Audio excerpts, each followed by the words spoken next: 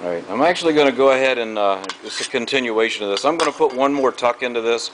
I'm going to do it again. This time we're going to take it out of the fixture so you can actually see a little closer what's happening, see a little better.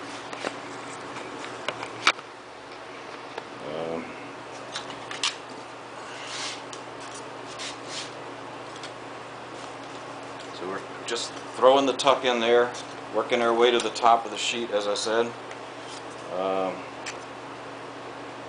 We've got pretty good, fairly close to vertical there. I'm going to clamp it into the fixture. And now I'm going to see if I can take my time and do this again. It's hard to do this one-handed and hold the camera too. Alright, we're setting the tuck.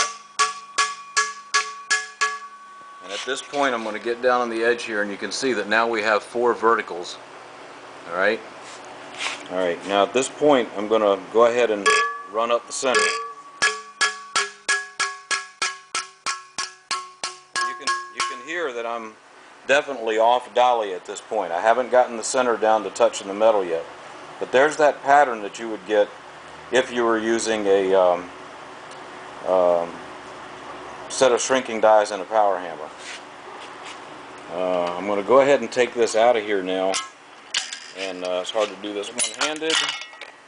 But if you look in the end, now you can definitely see the 4 verticals that I'm talking about, and we're almost down to being on dolly in the center. So put it back in there. Again, hard to do one-handed. And now I'm going to go ahead and run back up those ridges. And again, if we were using Captain Kirk's hammer, it would have that flat heel back here, and we get both of those with one hit. I've got to do it up both ridges because my hammer is a full rounded face hammer. Now we're still just once in a while hitting on dolly. There's off, and then you'll hear it transfer. Alright, and I want to point out too that the shrink continues because you're pushing this metal forward. You see that metal pattern going forward? You're pushing into here. So the shrink is actually continuing on into this area right here. You get a little bit of a bubble right there. That gets taken out when you go back to your football dolly or your ball dolly or whatever you're going to use to average this out. And you'll find that that shrink continues all the way up into here. So hopefully that explains a lot more about what's happening there.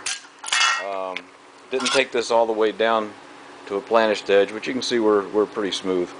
At this point you could planish it a little more. You know, you could do it right here, or you could do it over a round dolly from the outside. And you know, you lose a little bit of that shrink when you're planishing, but not a whole lot. So again, hopefully that explains this a lot better.